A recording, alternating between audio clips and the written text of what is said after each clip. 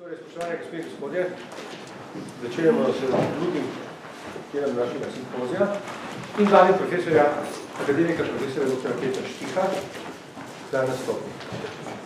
Prosim, da ne spite in da izključite telefonom. Spoštovane gospe in gospodje, drage kolegice in kolegi, med referat tukaj posebej ponovati ene kazne, po druge nagrada. Za mene bo verjetno bolj kazen, da je povedal.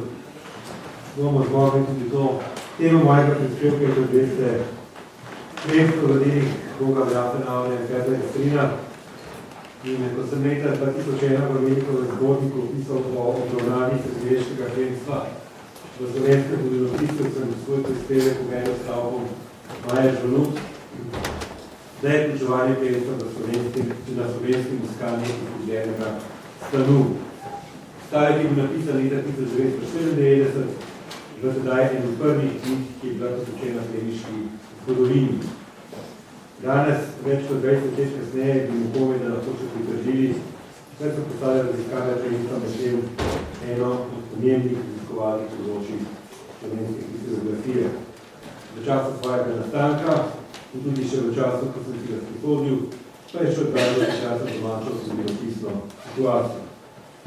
Plemstvo, ki ga je v slovenskem primeru označeval stereotip, da so to bili tujci in Nemci, katerih edini cilj je bilo izkoriščenje domačega kmeta Slovenca, pač ni bilo raziskovalno polje, ki bi se mu slovensko zgodovinopisje posvečilo. Glavni razlog za takšno stanje vidim v tedanjem razumevanju slovenske zgodovine, ki je bilo seveda izrazito nacionalno.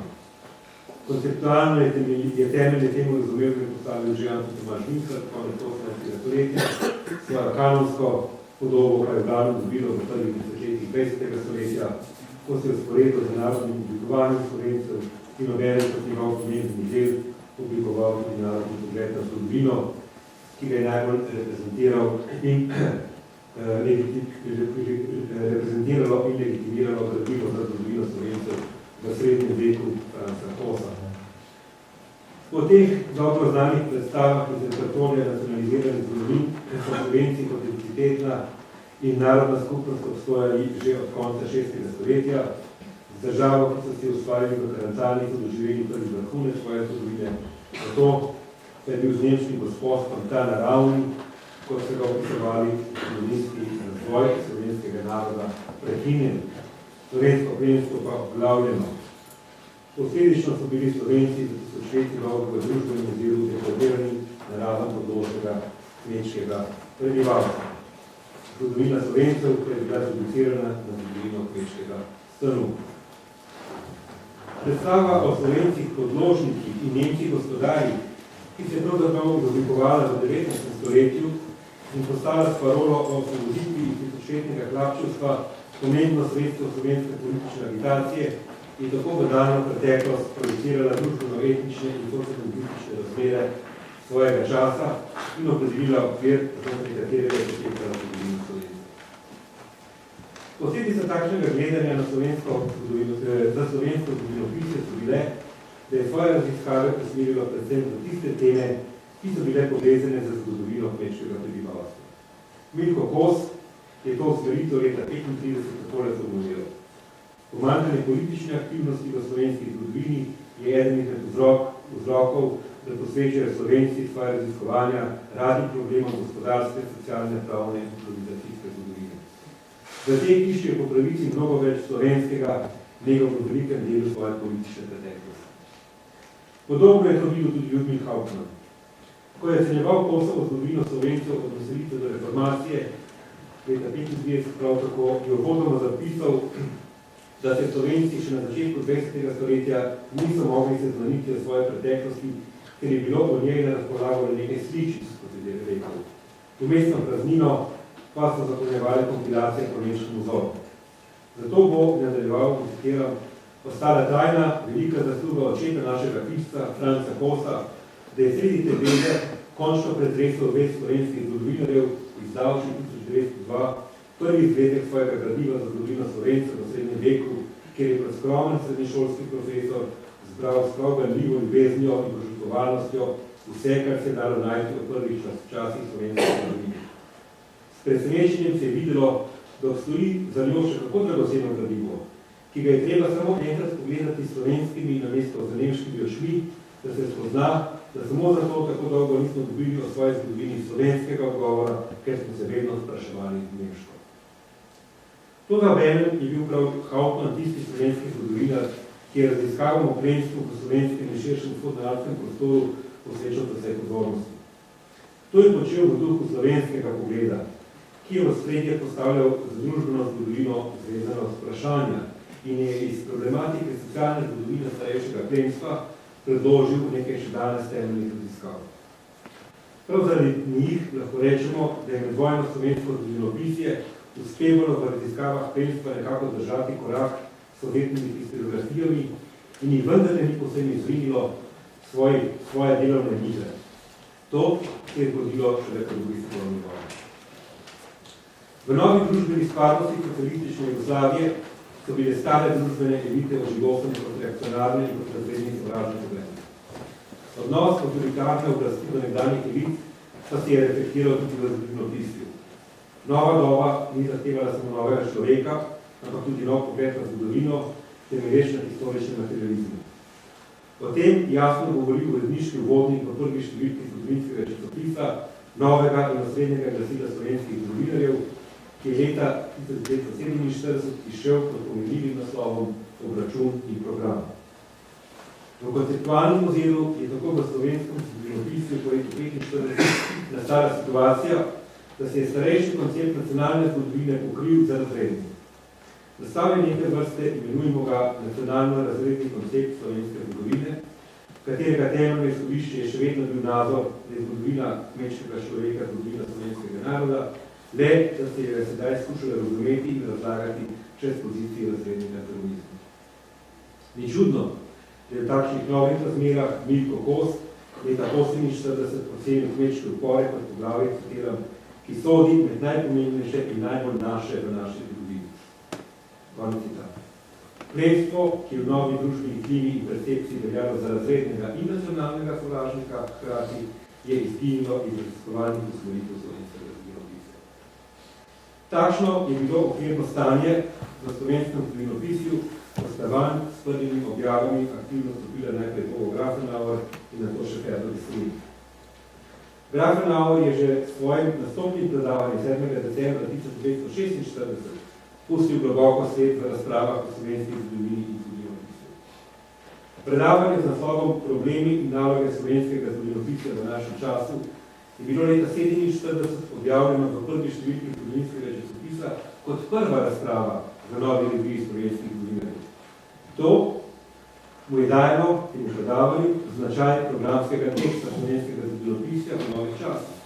Grafenauer pa je bil tudi za svoj življenjski okvirni raziskovalni program.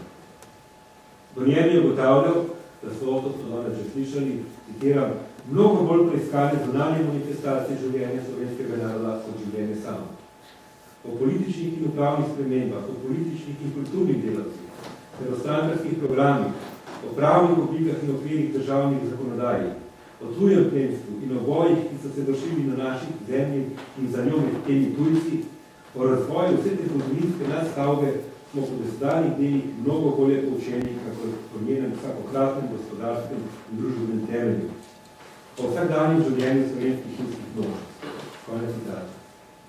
Da bi bilo slovensko zgodovinopisje, zopet Grafenauerjeve besede, v resnici v vsakem pogledu naša lastna domača veda, mora v metodološkem pogledu slediti zgodovinskemu materializmu, ki je, kot pravi Grafenauer, dejansko prvi metodični prijem v zgodovinopisju, ki predlaga težišče zgodovinskega razvoja v gospodarstvo in družbeni ustroj in s tem na široke ljudske možnosti. Tekst je ključnega pomena za razumevanje Grafenauerjeve historiografije in posledično tudi za vlogo plemstva v njej. Z nastopnim predavanjem, s katerim je simbolno zasedel novo ustanovljeno stolico za zgodovino Slovencev, se je Grafenauer tudi programsko pozicioniral kot zgodovinar slovenskega naroda. Ključ za raziskovanje te materije so ne predstavljali historični materializem, kateremu se je v metodološkem in, kot sem rekel, v ideološkem smislu brezpredmetno prištevil. V skladu z njim je v vsebinskem ozelu središče nacionalnega koncepta slovenske zgodovine postavil gospodarski in družbeni razvoj širokih ljudskih množic. Na podlagi novega metodološkega izhodišča je Grafenauer predložil tudi novo periodizacijo, katere izhodišče so bile tako imenovane družbene ekonomske informacije. Drugačna periodizacija in nov metodološki pristop sta bili glavni novosti Grafenauerjevega koncepta nacionalne zgodovine, ki pa glede temeljnega izhodišča, da je zgodovina slovenskega naroda v bistvu zgodovina slovensko govorečih neprivilegiranih družbenih slojev, ni odstopal od že uveljavljenih pogledov. Za plemstvo, ki je Grafenauer v svojem besedilu eksplicitno označil za tujega in nerazredno sovražnega, seveda tudi pri njem ni bilo pravega prostora. A povsem brez njega tudi pri Grafenauerju vendar ni šlo. V njegovem celoti nikoli dokončanem pregledu zgodovine slovenskega naroda na bralec našel kar precej mest, ki so tako ali drugače povezane s plemstvom. To velja zlasti za visokoplemiške rodbine, ki so bile v pregled zgodovine Slovencev vključene iz enega samega razloga. Brez plemstva kot političnega ljudstva svojega časa ni bilo mogoče postaviti političnega okvirja, brez katerega tudi zgodovino širokih ljudskih množic ni mogla stati. Torej, oblikovanje in izgradnja zemljiških teritorialnih kompleksov posameznih visokoplemiških rodbin, njihov boj za deželno težjo oblast in nastanek posameznih zgodovinskih dežel v slovenskem prostoru, to so bile teme, ki jih je Grafenauer moral prikazati, ker je slovenskega kmeta pač nekaj moral umestiti. Kaj več od tega ga v glavnem ni zanimalo, saj so po Grafenauerjevih besedah to bile zgolj zunanje manifestacije življenja slovenskega naroda, ne pa tudi njegova resnična zgodovina. Ta je bila, zopet po Grafenauerjevih besedah, skozi vse tisočletje omejena skoraj izključno na probleme družbenega razvoja. Zato je moral iz istega razloga umestiti zgodovino slovenskega naroda tudi v širši okvir, leta tokrat družbeni.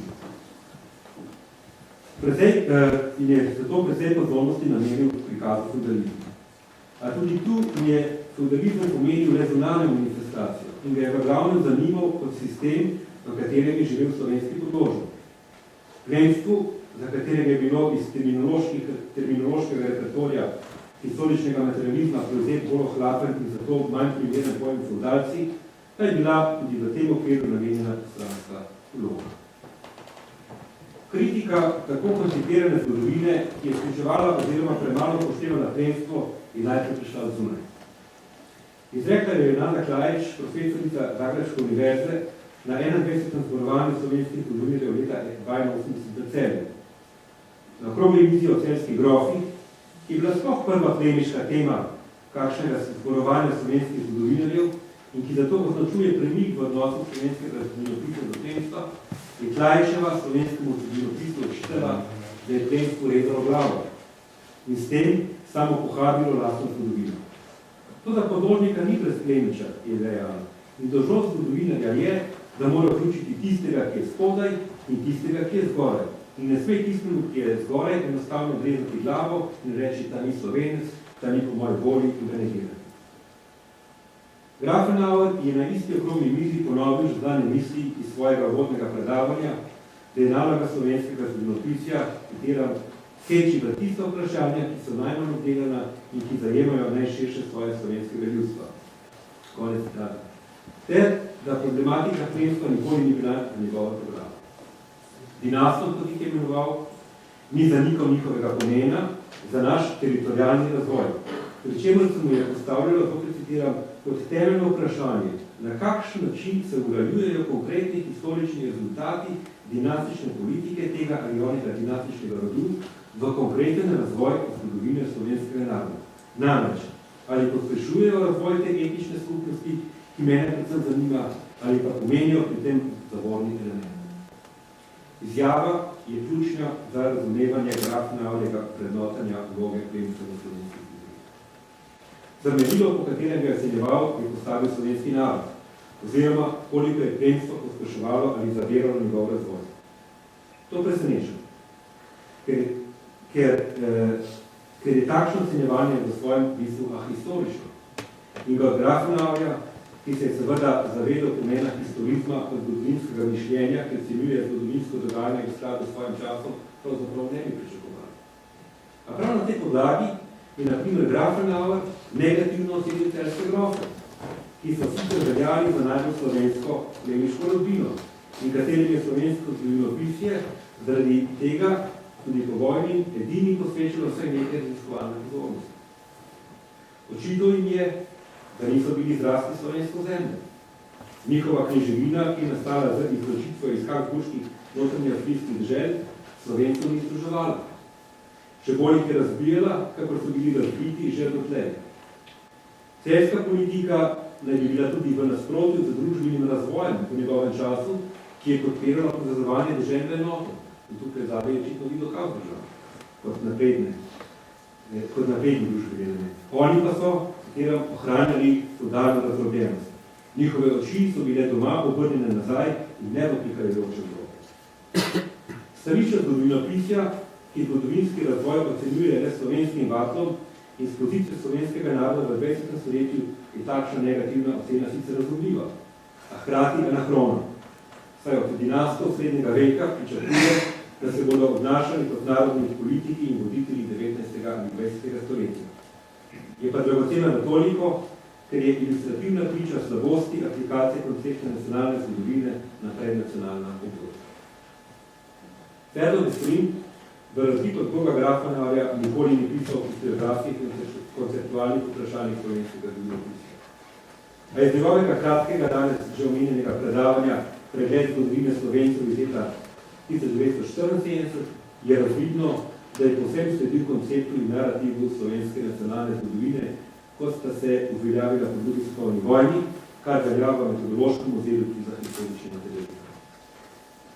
V predavanju ne manjka toposov iz arzenala slovenske nacionalne zgodovine, kot so prva slovenska država Karantanija, izguba samostojnosti in svobode, pretrgan samostojni razvoj slovenskega ljudstva, družbeno obglavljenje, tuji gospodari, nemški feudalci, slovenski podložnosti, razkosano slovensko ljudstvo in podobno. Iz povedanega je tudi razvidno, da se Gestrinovo razumevanje vloge plemstva ni razlikovalo od uveljavljene percepcije in mu v svojih raziskavah tudi ni posvečal posebne pozornosti.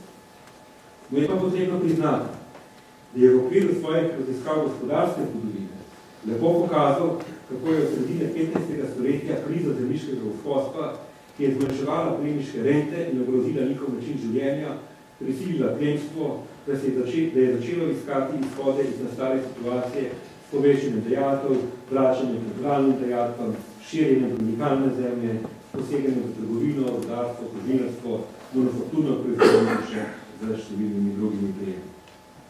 Saj v delu ukrepov, za katerim je poseglo plemstvo v svojem spopadanju s krizo zemljiškega gospodstva, je videl reakcionarne težnje plemstva, ki da so hoteli obrniti tok zgodovinskega dogajanja nazaj. Prav tako je treba Gestrinu priznati, da je bil prvi v slovenskem zgodovinopisju, ki je javno povedal, da je potrebno revidirati sliko o plemstvu v slovenski zgodovini. To je naredil kot moderator že omenjene okrogle mize o celjskih grofih na zborovanju v Celju, ko je uvodoma povedal, da se mu zdi, citiram, nujno, da sedaj korigiramo celotno stališče do feudalnega razreda v srednjem veku in da vključimo obravnavo dejavnosti tega razreda v našem okolju v slovensko zgodovino. Tem bolj, ker igrajo prav v gospodarskem razvoju te velike feudalne rodbine ogromno vlogo tudi v razvoju našega ljudstva. Za zaključek lahko povzamem, da v Grafenauerju in Gestrinovi historiografiji za plemstvo ni bilo ravno veliko prostora. Zgodovina plemstva ni bila njeno delovno področje in z njo se niso ukvarjala niti raziskovalno niti načrtno. Težišče oziroma težišča njunega dela so bile drugo. Vzroke za to je iskati v njunem prepričanju, da so za slovensko zgodovino, ki se je razumela kot zgodovino Slovencev, kot zgodovino enega naroda, torej, ki ga je zgodovinska usoda v starejših obdobjih poglavnih namenila na kmečko prebivalstvo, pomembne še druge vsebine. Njuno usmeritev v družbeno in gospodarsko zgodovino je konceptualno sledila tradicionalnemu narativu zgodovine slovenskega naroda, metodološko pa historičnemu materializmu. Kljub temu sta se proti koncu svoje univerzitetne karijere oba zavedala, da je potrebno revidirati slovenski stereotipi in negativnih objektov. V tem smislu so pod njunim mentorstvom na začetku 90. let 20. stoletja nastale tudi prve disertacije in iz njih prve monografije o zgodovini plemstva in nas, ki se mobilizirajo, da tako rečem, ponovni vstop temiških raziskav v slovensko zgodovinopisje in s tem pomembno vsebinski premik, ki se zgodil v tem zgodovinopisju. Hvala lepa.